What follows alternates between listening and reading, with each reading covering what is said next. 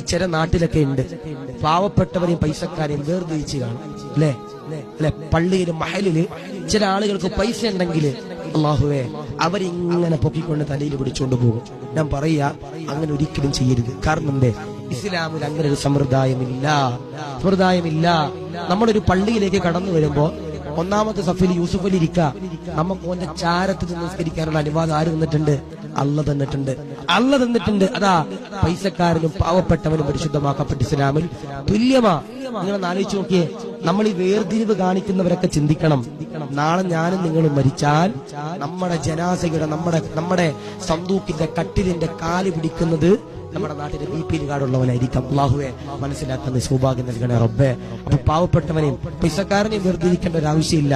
ഇന്ന മഅൽ ഉസ്രി യുസ്റ, എല്ലാ സങ്കടങ്ങൾക്കും ശേഷം ഒരു സന്തോഷം ഉണ്ടാകും അല്ലെ. ഒരു കയറ്റത്തിന് ശേഷം ഒരിറക്കം ഉണ്ടാകും.